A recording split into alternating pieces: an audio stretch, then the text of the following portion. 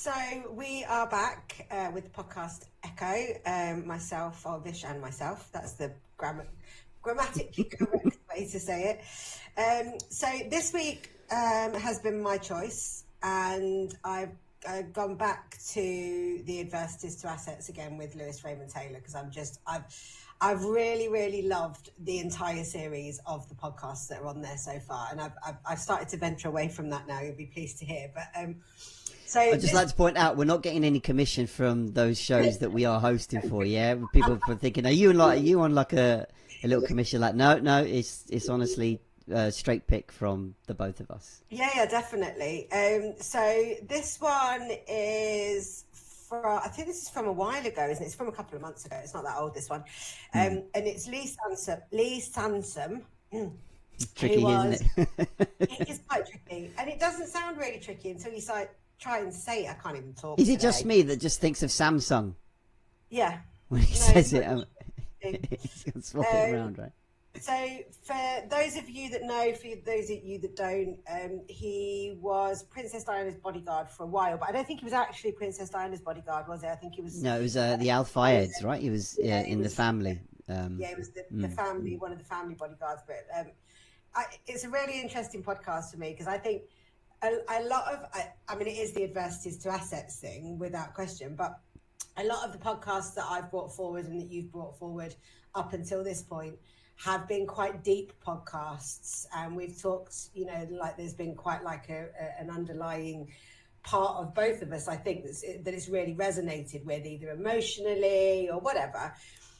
This one kind of sparked my interest because of the Diana stuff and some, like some of the stuff that he says about the Secret Service and all that kind of stuff. Yeah. I kind of thought, oh, what did I hear there and what did you hear there? So I think this is a really, really good one for that. And it's a bit different to what we've normally done.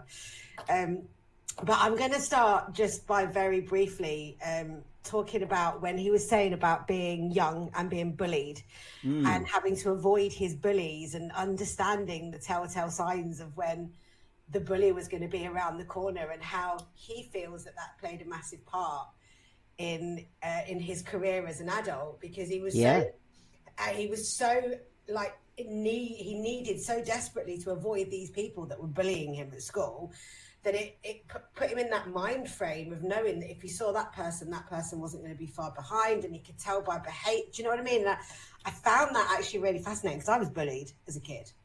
I was bullied at school by a girl called, I don't know if I should say her name. Her name was Jane Zeleny. I'm going to say it. And if she comes across this, well, hi, Jane. No hard feelings. But she was really mean to me at school.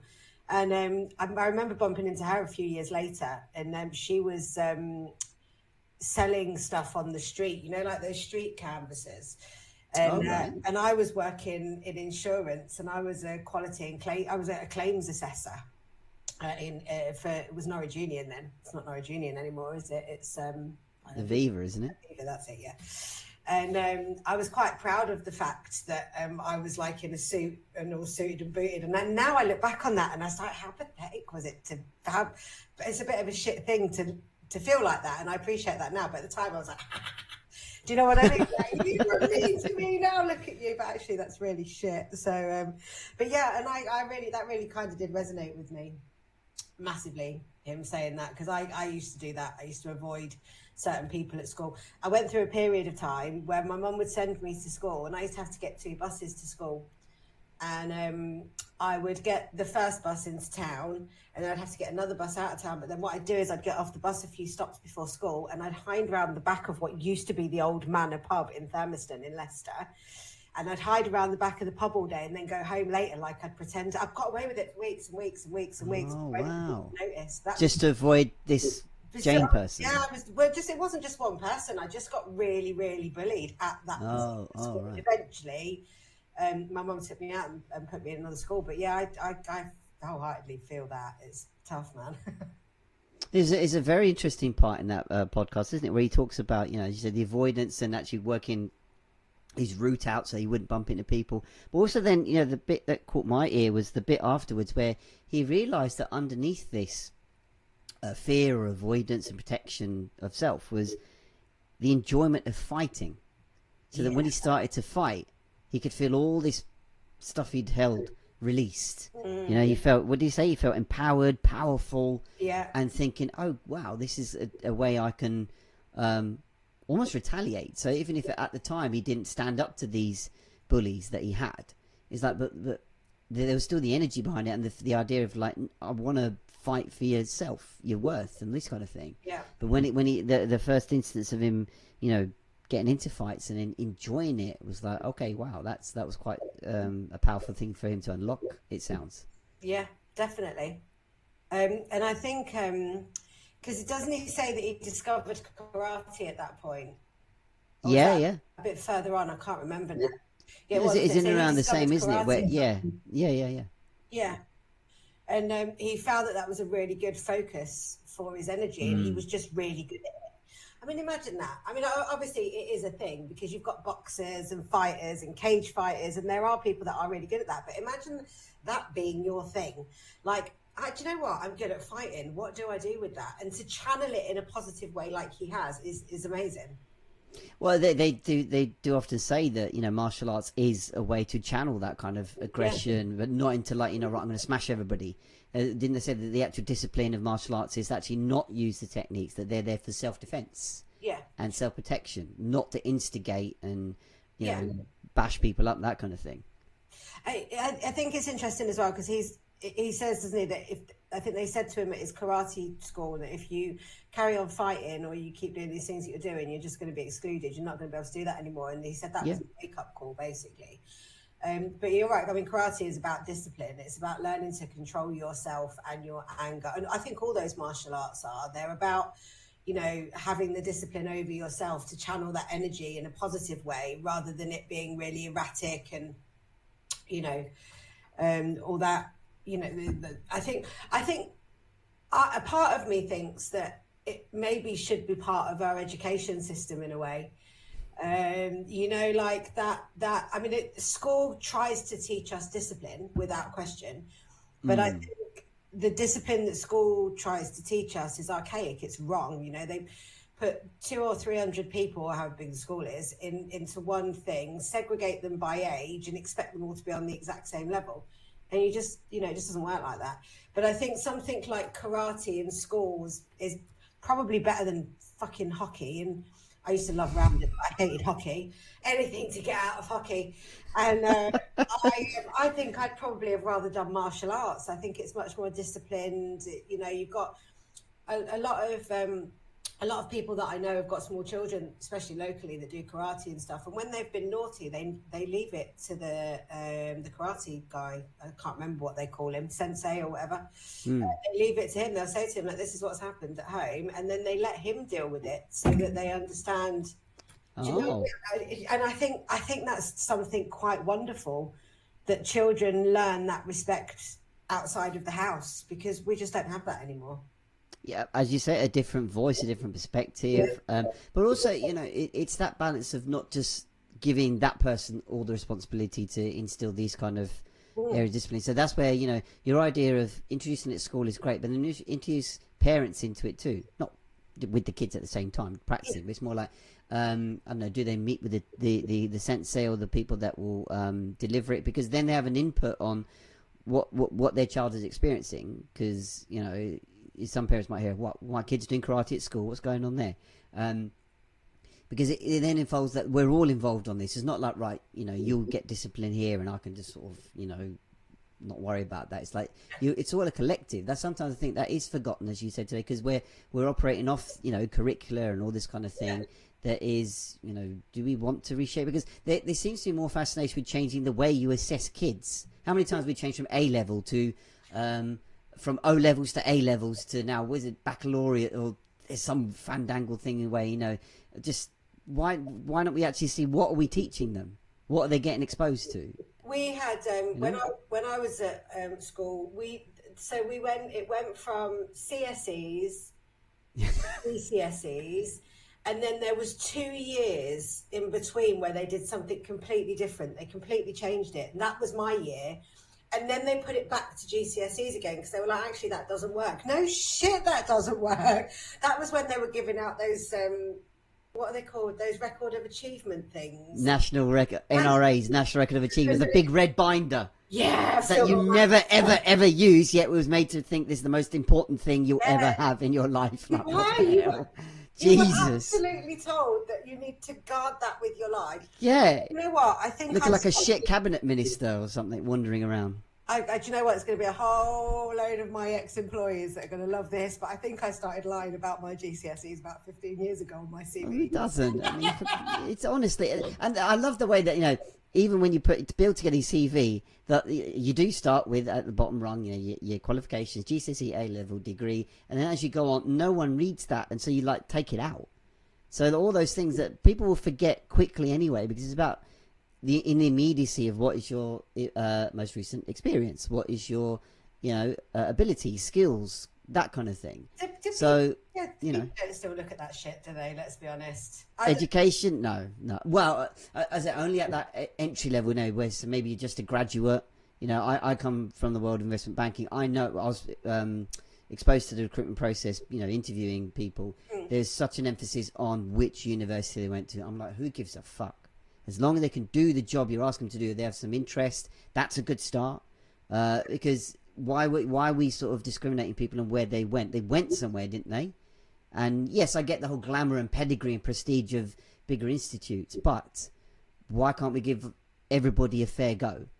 At the end of the day, that person from an established place might not even fit the job or not get to grips with it, whereas somebody from a less known name would be brilliant at the job. Isn't that what you're more concerned about, rather than what name they went to? I think that I've done a lot of hiring over the years in various companies, and and it's not a popular opinion, I don't think. I think it's becoming more popular now, but I've always kind of been of the opinion that you can teach somebody how to do a job. No matter what job it is, you can teach someone to do it. Yeah. What you want is someone that gels with your team, that isn't going to, upset the apple cart. But in order to do that, you have to understand your team firstly. You have to, and that they're all individuals. They're not robots. Yeah, exactly. I mean, I've done quite a lot. I mean, I worked in quality and compliance for a while when I was in the insurance industry, and we did a lot of training, a lot of working with teams, and it was something that I had considered with my coaching, because I am really good at sort of looking at teams and figuring out skill sets and who's best placed at what. And I think it's important that when you take somebody on, I don't even know how we've got to this. We've really digressed, but I'm enjoying the conversation. That's the point. I think you can teach somebody how to do anything, but if they've got the right attitude and they're enthusiastic and they've got a passion for what you're looking for, I think that is the best person to give the job to, rather than exactly qualified up to the eyeballs and has maybe got 10, 15 years experience, because I don't think that always works. I'm not saying don't give the person with experience the job. I'm saying that fresh people with fresh ideas that aren't already head buried in the problems of the role are a good option as well. 100%. And the want to do the job and the enthusiasm is half the battle. When there are people there clear that don't want to be there, they will start to slack, cut corners and this kind of thing. In cutthroat spaces like I was in, you can't really afford that. There's a wider conversation about why it's cutthroat in the first place, but as I say, that's a different time, I think. But yeah, I just remember being in these interviews where it's always built up to be something so important. And look, don't get me wrong, it is important. This is someone who wants to work, and it may be their first job or whatever. But the more I thought that if you come to the perspective, just have a conversation like this. Yes, don't go off on a random tangent or whatever. And even if you do, well, see what that could happen. Everyone was so focused on let's ask these questions and let's get this out of them, and let's get just like, why are we trying to wring them like an orange? Just let them speak, breathe, give an opportunity to share, rather than okay, what rehearsed answer have you got in your head, and what buzzwords can you say? It's basically like an exam. When knowledgeable teachers at school will tell you certain words will get you the marks off the mark scheme, because when you look at a mark scheme, it will say, right, as the person said this word, that phrase, that thing in it, that word. I don't know anything. Yeah, just say that, because again, at school, teachers used to share this, saying, look, this is a mark scheme. This, when I mark your papers, or the examiner marks your papers, this is what they're looking for. So as long as you've mentioned that word, in a context, obviously not just write the word. If you mention these words and phrases, that's what gets you the marks, not the page of a paragraph of waffle that you panic write going, I don't know what it is, I'll just write everything I just know about the subject in a blind panic and hope. Same with an interview. Oh, did they say this? Did they say that? Yeah, look, they are useful signposts, but let the person just breathe and have a conversation. You'll know more about the person from that manner, rather than like, are they just a robot that can regurgitate? I really, really hate like regimented interviews. I've done a lot of interviewing over the years. I've had some hilarious moments. I remember one of the questions that really pisses me off was what is it like being part of a team? I just think, fuck off. And when I worked at Equity Insurance Brokers, it was one of the questions that we used to have to ask. And I asked this young girl, and I was in the meeting with my manager, whose name was Angie as well, actually. And we asked this girl, what's it like to be part of the team? And I think she went on for about 10, 15 minutes, right? And I remember me and my boss looking at each other going, huh? She was telling us about going to Mallorca and spending some time. She thought we'd ask her what it was like to be 18, not part of a team. And she spent and we were both like, rushed a little bit.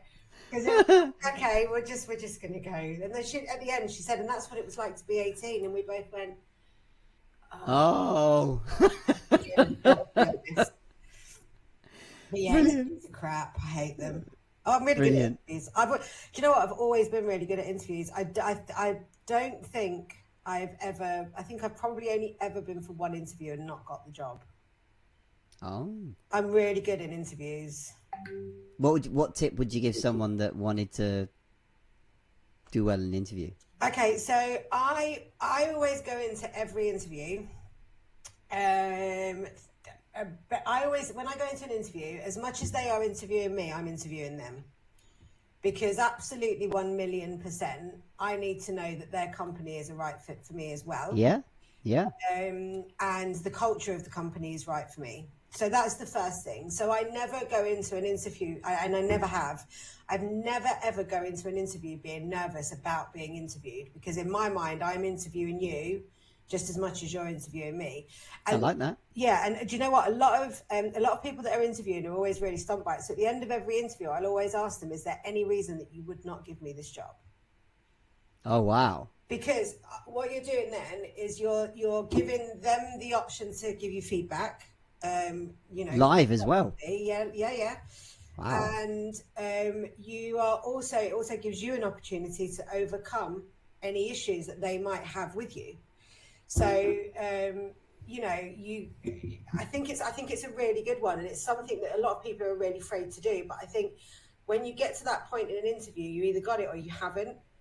And if you've got it, then that just shows confidence and assertiveness. And if you haven't, then it gives you an opportunity to learn and grow.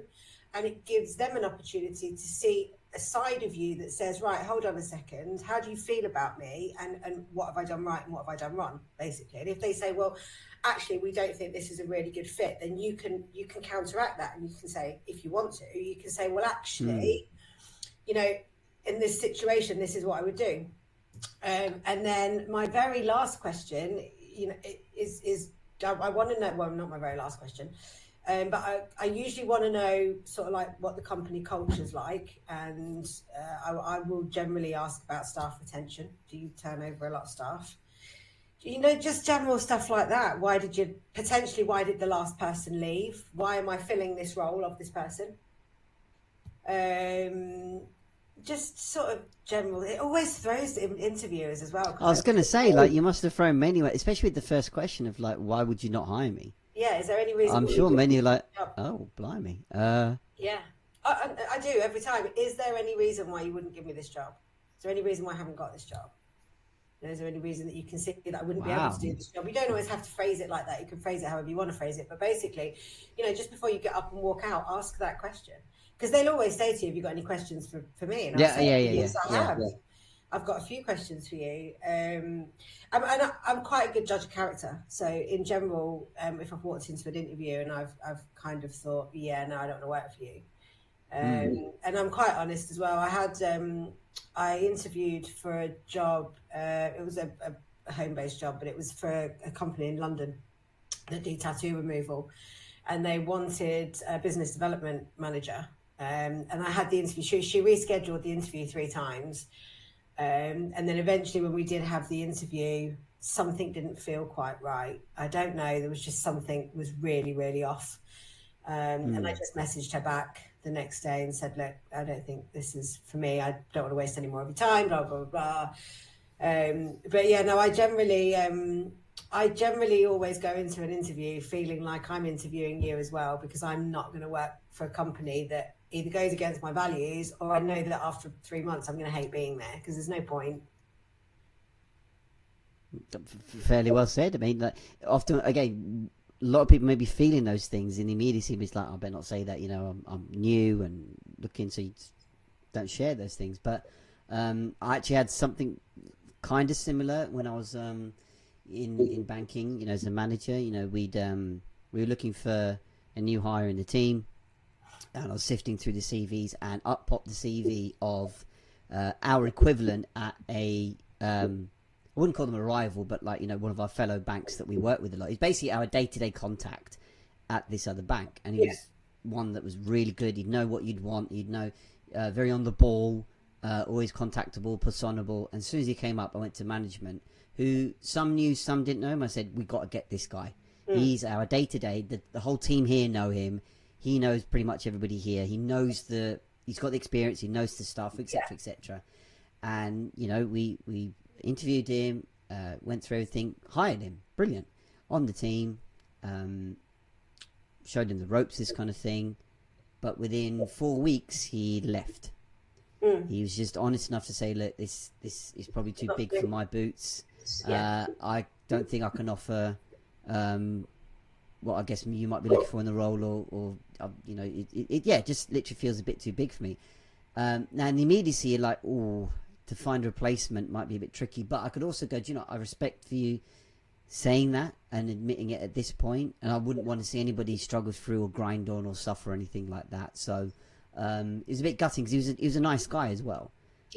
Aside from what he could do, but the fact that he was able to share it so quickly rather than drag it out, and then as I said, mistakes happen and all that mess. So it'll be interesting if anyone does try out that question after listening or watching this. Let us know how it goes. Like, if you use that, I think there's a lot to be said for knowing when to walk away. I mean, before I started at Starkwood, which was my previous job before coaching and stuff, I was working for a company called Prospect Intelligence, and they're not up and running anymore. But the boss was wonderful. She was great. We got on really well.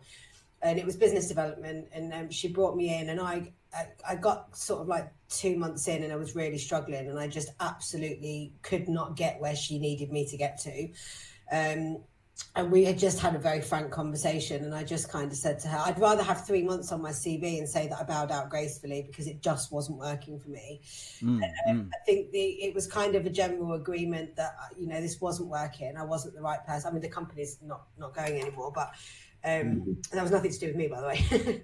It just merged into a completely different kind of thing. But it was a conversation that we had. It was a conversation that she started, but one that I wanted to have. And I just I just said, this isn't working, and I'd rather bow out now while everybody's still on good terms, because I was getting frustrated, she was getting frustrated, and that's no way to work. And because you spend like 8 hours of your day working with these people, and if it's not working, then you're kind of doing yourself a bit of an injustice, really. And I was gonna say, I think it's something that people probably suffer with all over the place, but the default answer is, I've got bills to pay, I've got kids to feed, and you just stay in a job you don't enjoy for that reason. Now, the counter argument to that is, but I might as well make the money while I'm young. What else am I meant to do? Can't just keep switching from job to job. They're all valid, pointers. Not saying anything's wrong in that respect, because at the end it's all individual. But to just rule out going, I can't change because of that leaves more unopened possibilities for you than you might think. And speaking as someone that procrastinated a lot over job change and change in general, I would say.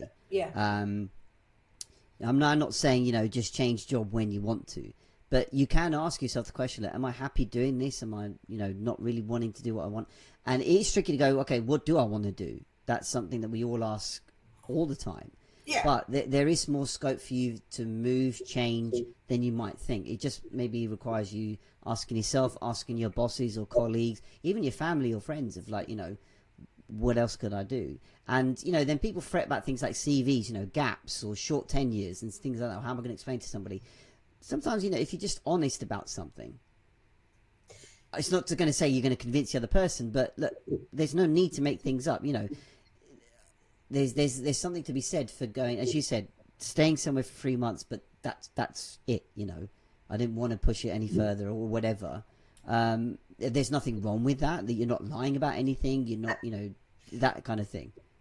See, I completely disagree with you on this. Go on. I am completely the opposite end of the spectrum. I think you're not a tree. You're not stuck anywhere. You can move anytime you want. I say this all the time to people. You are not a tree. I think if you're unhappy at work, fucking quit. Do you know how many jobs I've taken where they've gone to me, can you do that? And I go, yeah. And then I learn as I'm doing it. And I have done it a lot. I cannot tell you the opposite ends of the spectrum. I've sold construction management software, lived in Johannesburg.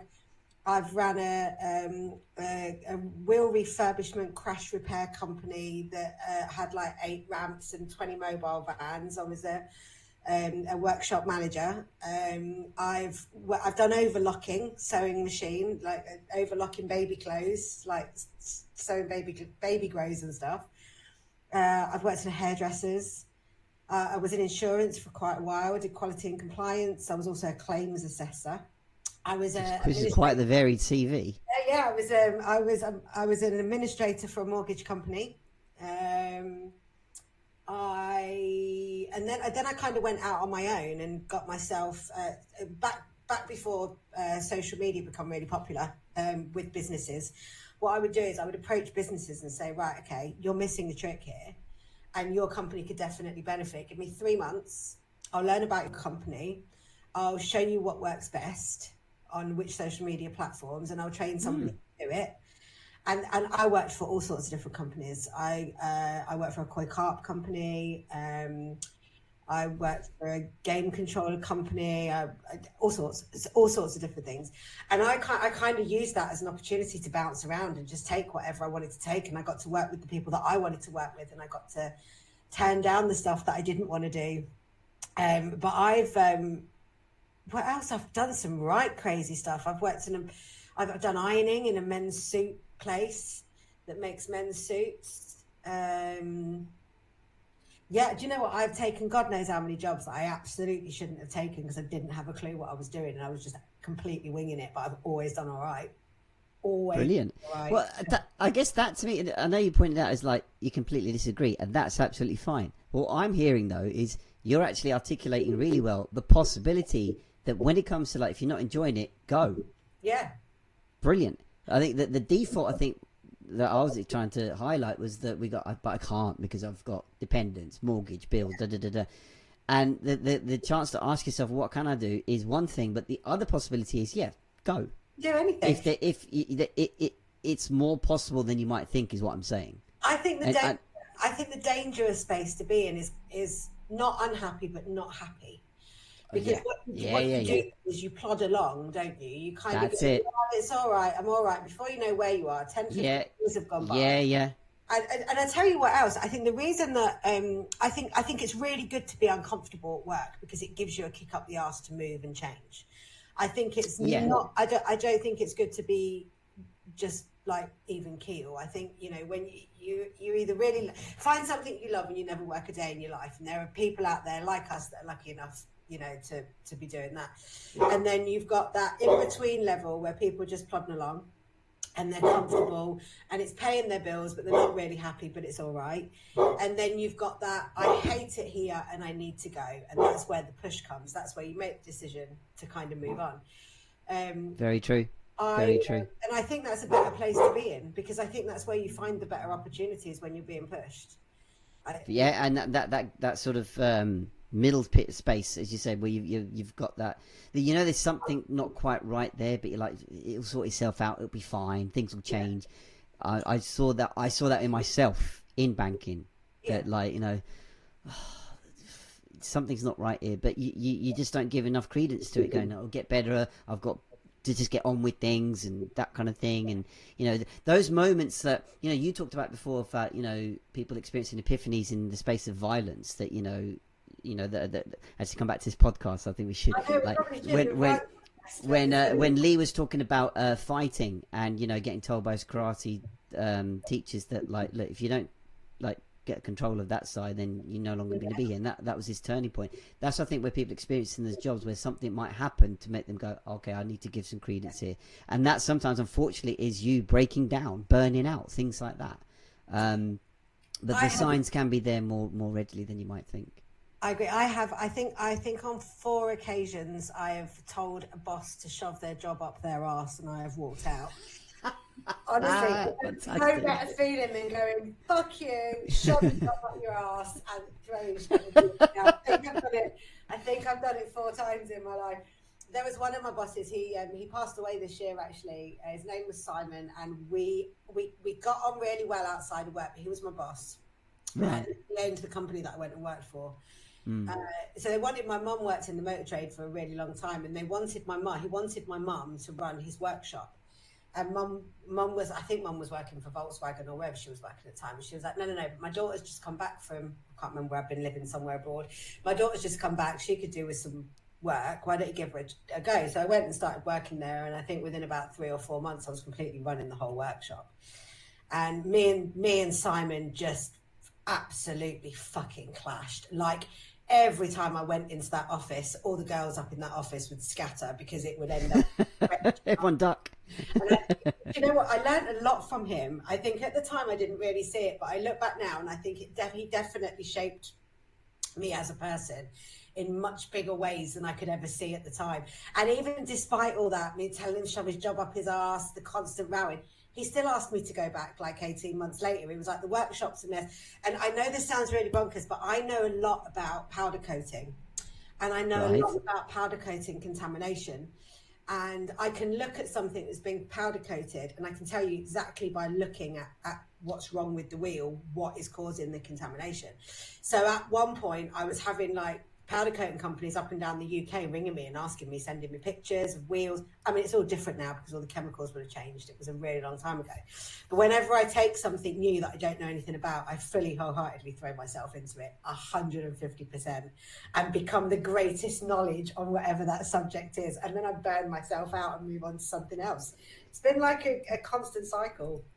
Oh, good on you. I mean, look, that's it's just a vivid example of what is possible for you. You know, we're not saying everybody has to do what we do, and it just shows what is possible. Yeah. So look, we're about half an hour into the show, right? And we haven't really shall we go for the big piece of the podcast about his time with the Fayeds and Diana? Yeah. Go on. What's your thoughts? I think what kind of intrigued me was when he talks about the fact that the British government denied that the Secret Service were there, but it was very clear that they were. And then afterwards, you know, in the first inquest, they denied that they were there. And then eventually it was, you know, they admitted that they were there. But of course they were going to be there. The future King of England was there. There was no way they was, like he said, going to let the future King of England, you know, go to, where was it? It was south of France, wasn't it? Go to the south of France and not have some kind of protection there because Diana wasn't entitled to that anymore. And what was it he says? He says something, and he says, I think, what is it he says? There are some things that we just don't need to know, or something along. I can't remember. Yeah, he mentioned that, you know, I think Lewis asked him, saying, do you think we'll ever get any new information about the whole thing? And he said, yeah, that it's most likely the Secret Service will know something, but they'll keep it quiet from us because it's a bit like not disturbing the peace type thing. Yeah, it's like kind of the whole saying of we need to know basis. It's like, oh yeah. I think ignorance is bliss at some points. I mean, I wonder. I know you watch all these. I really do love a good action thriller type film. I'm not going to lie. And I'm fully engrossed in The Crown right now. I'm just watching the last couple of episodes of that. But I wonder how much stuff does go on. I don't wonder. There is 1,000,000% stuff goes on in the background that we will never know about. I mean, I wonder how many times we've had like missiles pointed at us, or like we've been seriously under threat, and we will just never know about it because it would cause I'm happy to be ignorant to that shit. Do you know what? I don't even watch the news anymore, Vish. I've heard a lot of people say that. I switched off I think about the third week into the pandemic, I switched off the news, and I haven't watched it since. And I get it. There's lots of we're in a recession. We're in a recession because we keep being told we're in a recession. That's what I think. Because all right. I mean, money's a little bit tight at the minute, but you live to your means. So that's another podcast on its own. Oh, it really is. I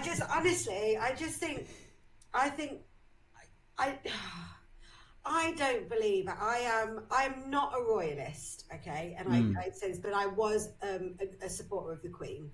I think she made a lot of mistakes in her life, but didn't we all? Hers was just very public. But I think she gave her life to service of our country, and she missed out on her own life to do that. And I think she took the role very seriously. And there's a lot that she did do that I didn't disagree with. But as as a whole, I think that she was a pretty amazing woman. And a really good role model. Do I think she had Diana knocked off? There's a little bit of me that thinks there's a little bit of me that thinks that there's no way that our future King of England could have his mother married to a man whose father they've been trying to keep out of the country for his whole entire life, because they were never going to give him British citizenship, and if he'd have got with Diana and all that had have happened, they would have struggled to stop it. So beyond the Queen, do you think, like, the Duke of Edinburgh, Prince Charles, just as fuck and hilarious, but no, because I don't think, maybe, I don't know, I think the whole royal family is a whole subject that I don't know as much about as I probably would, but I'm very opinionated about. Do you know, you could absolutely pick holes in probably everything I've got to say about the royal family, because I'm not talking from like 100% knowledge or, from experience. I'm just talking about what I feel, how I feel about it inside. And do I think our Queen would have got Diana? Do I think our Queen even has the power? Could you imagine this one woman sitting on the top of the country just going, kill him, like Caligula, kill him now, done? Well, look, our monarchy has been littered with kings and queens that utilise the power in that way. Of course. Whether Elizabeth II did, that's a wide conversation, right? And what do you think? Whenever I've seen investigation about it, there's a recent series, was it about 18 months ago, might even just a year ago, where they reopened the files and the evidence and all that, and I akin it a little bit to the JFK thing. There's so many little points and nuances making you think, going, is there more to this than just a simple crash and what have you? The speed that the car was going at, that how could the driver that was supposedly drunk avoid these obstacles at that pace? Well, the paparazzi and the motorbikes sort of tailing them and bumping into them and this kind of thing. Lee mentioned he thinks it's a tragic accident, which is interesting. But he then points out that so many things were odd with the investigations, the inquiries. They jet washed the area straight away. Was it they talked about embalming parts of her? Like, what? It just adds layer upon layer, and as you said before, I think there's so much about it we might not even get to light that gives more clarity to the piece. A little bit like the JFK thing, they're releasing more info about that too. Fairly recently, they did you see that documentary? Which one? about the medical, about the hospital and what happened after he got to the hospital, JFK. There was a Yes, the bullet, right? and they reckon that actually half of what was in that medical report never even fucking happened. Exactly. And in that particular case, it was like the whole, even the dynamics of a shot. That there's no human capable of firing that rifle with that kind of action, with that accuracy to impact all those injuries. And then was there another gun over there? It's so multi-layered. But with the Diana thing, I think it's like, he mentioned it brought to head because she was the most known person, or the most famous person in the world.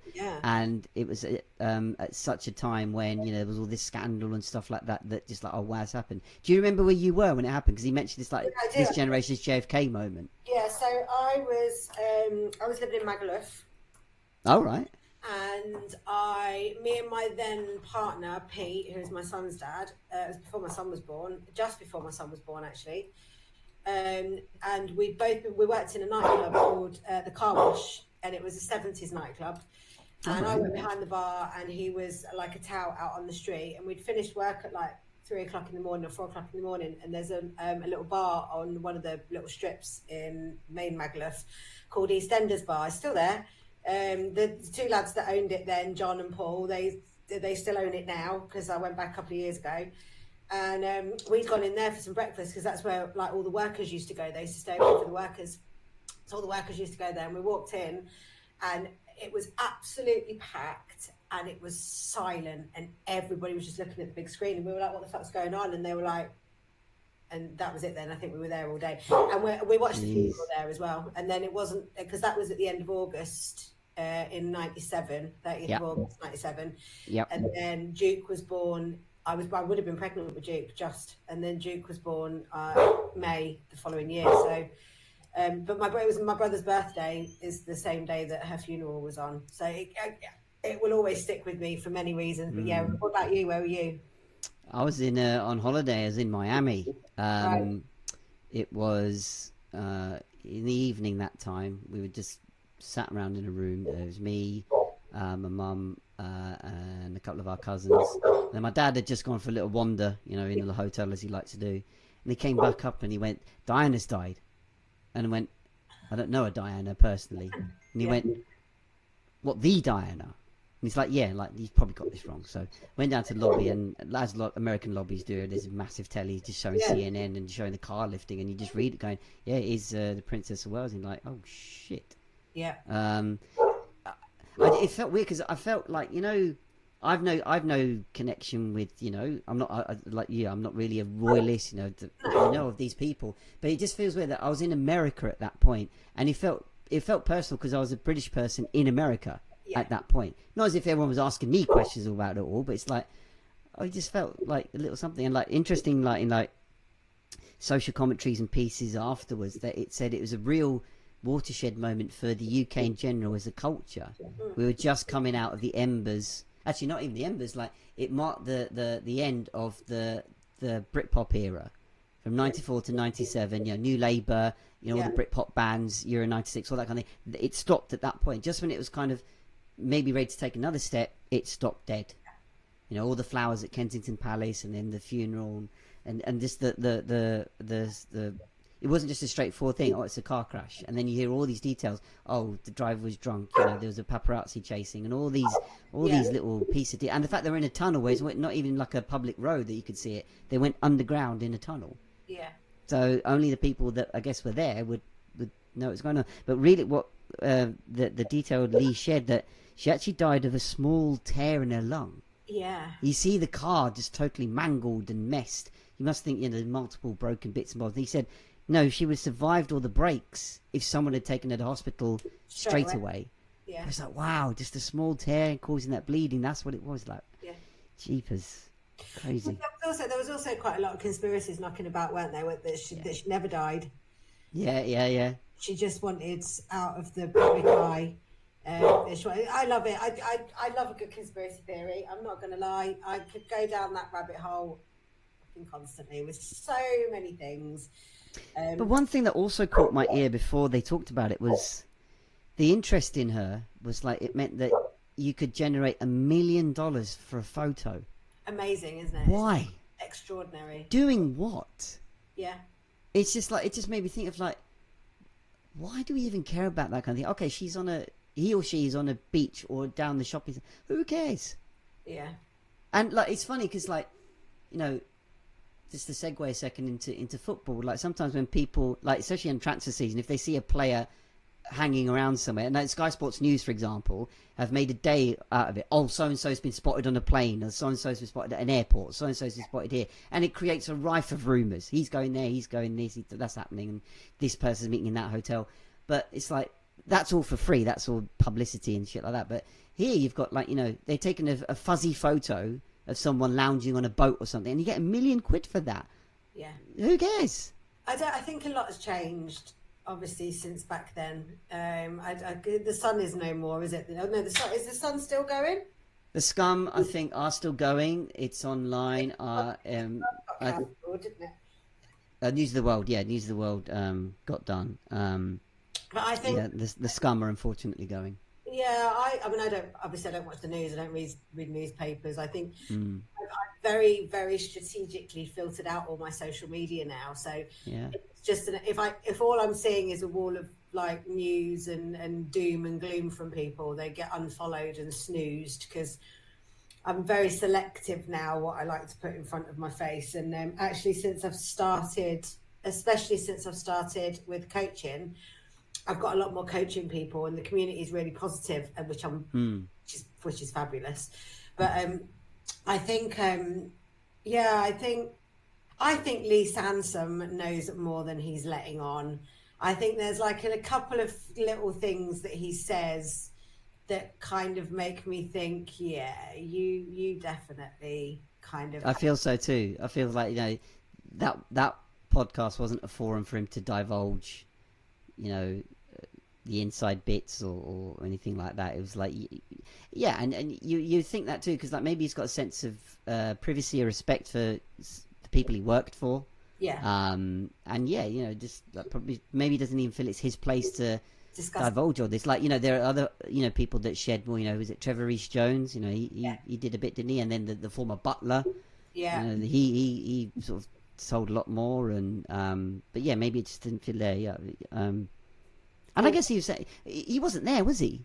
He was like on leave or meant to be something like that, wasn't he? Yeah, I think that's what he said, because didn't he say they worked in like 3-week increments? So like yeah, and he was on leave, and then it's like, oh, got to come back or something like that. So maybe he feels like, because I wasn't even there, I'm in the same boat as you guys. I can only speculate. But he knows, for example, that if I were there, she would have been straight to hospital. So he can give that sort of perspective, that like the injuries were not irretrievable, if you will. But as to what happened, you may know more from looking at it, but he's probably not going to share that, is he? No, he's not. And I think for someone like him, who was obviously a military policeman, and the life that he had, he was the military policeman, wasn't he? I've listened to so many. Yeah. I think that anyone in his line of work is going to have their own ideas of what happened, but I don't think he's going to sit and say that, because if it comes from someone like him, it holds weight. True. Do you know what I mean? It's not true. You know, if he came out in 10 years' time and said, okay, this is what I think happened, a lot of people would go, huh. Well, actually, pay attention to him because of the nature of what he does and the people that he's worked with. So I think what he there's a couple of little things. I think one, he says, you know, we just don't need to know, and we're never going to know. And I think that's very telling. I think that's almost like pleading the fifth. That's like, I know more, but I can't say, which is probably very wise in his line of work. But I really enjoyed the podcast. I just I listened to it again today. I think I've listened to it about 3 or 4 times now. I've got my choice of next podcast ready, by the way. Oh, really? Yeah, I'm way ahead of you.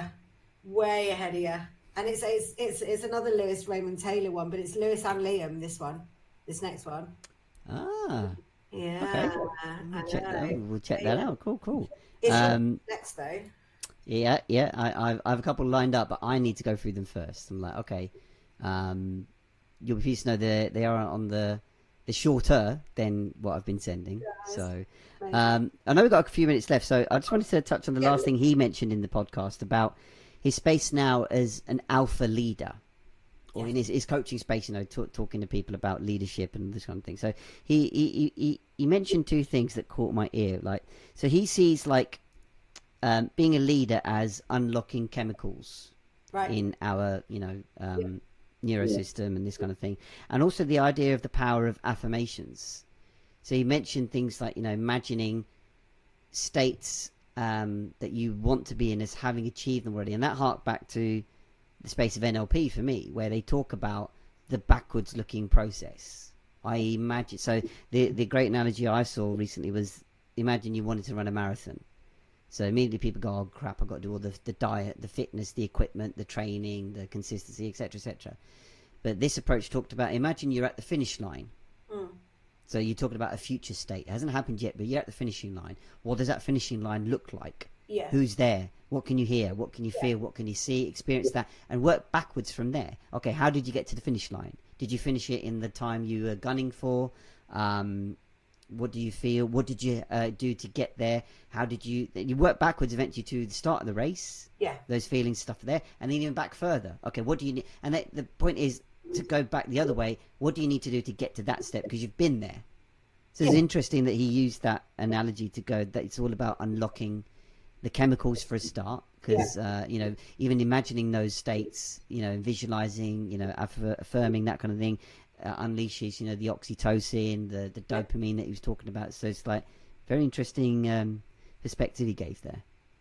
Yeah, I think one of the other things he said about affirmation, I can't remember if it's one of the podcasts that I sent you that we've already listened to, but one of the podcasts that I've listened to recently says affirmations, what a load of shit.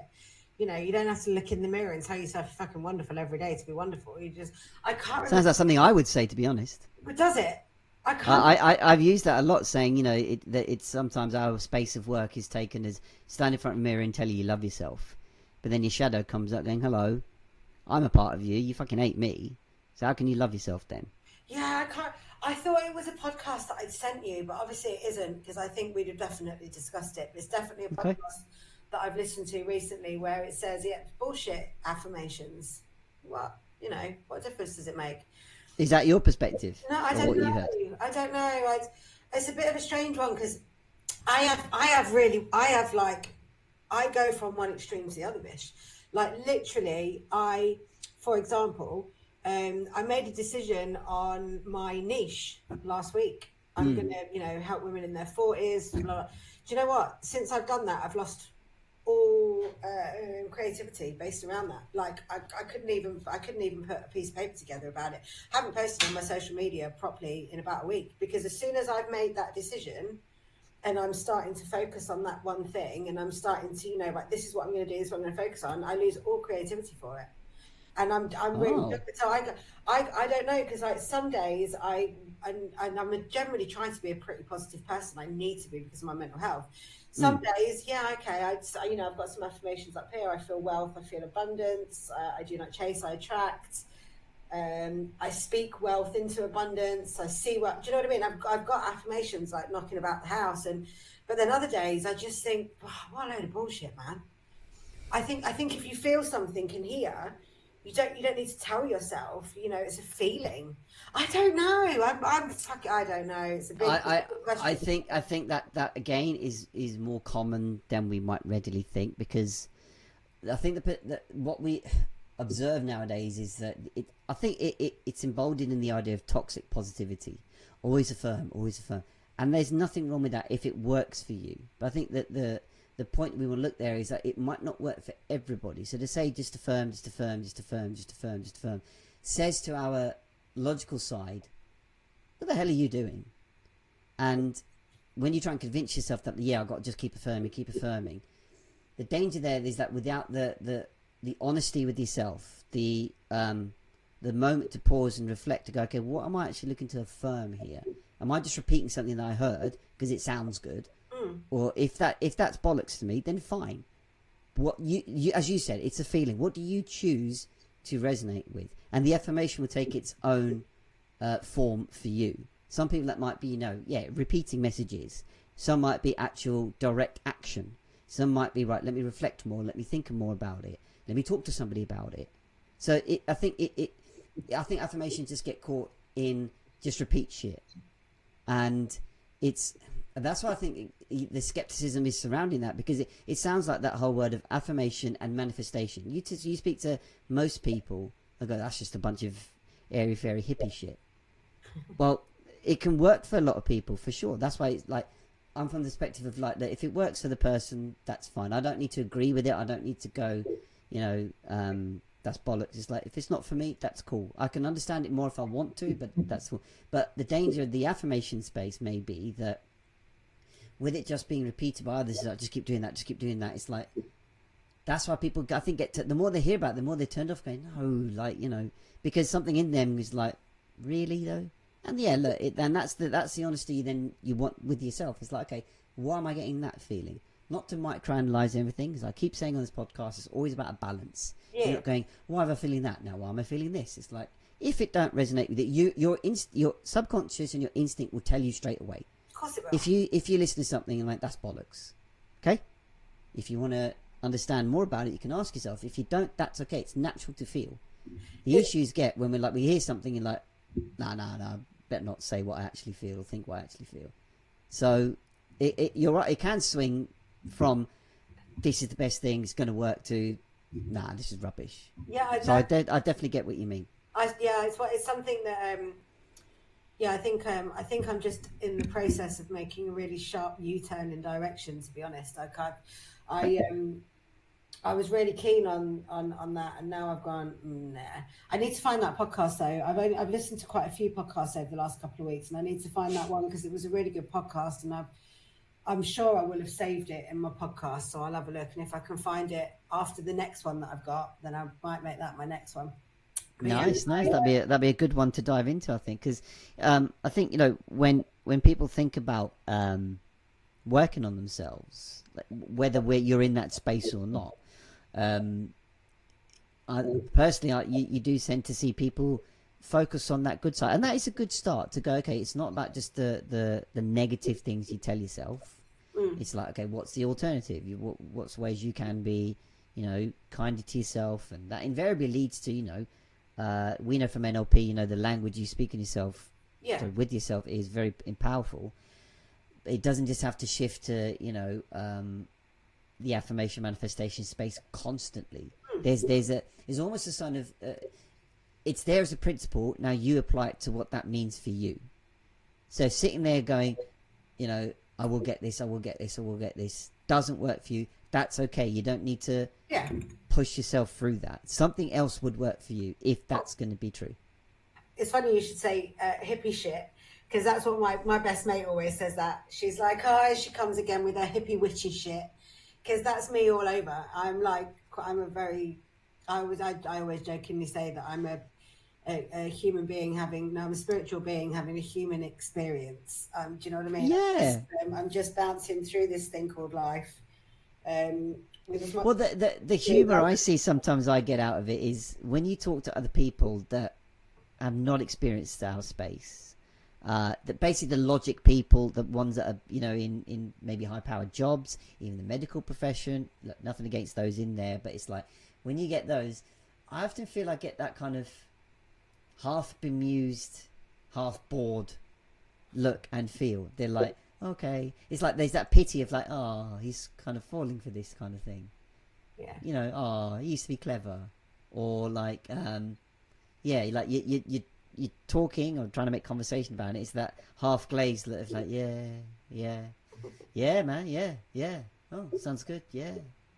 And you're like, right, okay. Again, I'm not saying that I'm better than them, and that it's just an interesting observation for me when I see it. Of like, okay, apples and oranges, isn't it? It's And the step I further took from there is like, look, I'm not that I was, but it's like I don't need to go around convincing everybody. It's like, look, if you get it, you get it. You don't. It's all good. And just to finish very quickly on a point of like, I'm always fascinated when I talk about what I do. I don't, not broadcast, but if somebody asks in natural conversation, how's it going? So most people in fact, everybody in my space now knows that I'm well, I call myself the mindset transformer, but everybody labels it as coaching. How's the coaching going? It's like, okay. So, and I talk about, look, it's going great. I'm learning this and that. I'm also doing podcasts now. I'm doing this, and it's like, so no matter what I say, where I am, it'll come back to, you earning from it. How much are you making from it? And I'm like, that's important, but for me, it's like, this isn't the be all and end all. No, I'm expressing how being the mindset transformer has allowed me to do things like this podcast. Yeah. To enjoy creativity, to enjoy conversations, to enjoy other areas of growth and enjoyment and fun that I wouldn't get from just earning in a job. Yeah. I'm not saying I'm better than you. I'm not saying that money's not important, but it's now a part of everything else that I do, rather than just going after the paycheck. But it's interesting that people just default back to, but are you earning? And I'm like, does it really matter to you if I'm earning or not? Or is this like some sort of subliminal competition type thing? Oh, of course it is. But I think that's different because obviously, I mean, my circle is obviously very different to your circle. And I think since I've been on this journey with the coaching masters and still been doing all this, and I've like completely switched my community, like people that I follow and stuff, and all that kind of stuff. And I'm talking to a lot more like-minded people now, much more positive people. I don't think a single person that I know has seen anything but positive change in me and doesn't see anything but that. Like, it's almost like, this is the best we've seen you in a really long time. Brilliant. And I'm working on myself based on what I've learned as a coach. And I want to put that out there for the people. And I think what I'm leaning back towards is restoring my social media based around it being a community to help people rather than a specific coaching niche. I don't think I don't know, Bish. I've actually got a bit of a coaching session tomorrow. And I'm hoping to hash it out a little bit. I'm not going to lie. I'm stuck. I've been stuck on my niche constantly since I bloody started this. So anyway, that's a little bit of a bombshell to finish on. Well, it is, yeah. So I'm going to have some more information maybe on our next one, or I'm still going to be really confused. That's all I've got. All good. Maybe everybody have to tune in next week or next time to see where that unfolded then. Yeah, it's your pick next as well. So it is. As I said, I want to go through a couple because they look interesting, so I want to dive into that. And yeah, look, we'll be back next time to share that podcast and all our thoughts on it. And as I say, for you guys listening and watching, if you've got any shows you want us to take a look at, do feel free to share. And indeed on your thoughts and perspectives on what we've talked about already. Like, share, comment, subscribe, all that good stuff. And we'll catch you on the next show. Awesome. Thank you. See you soon.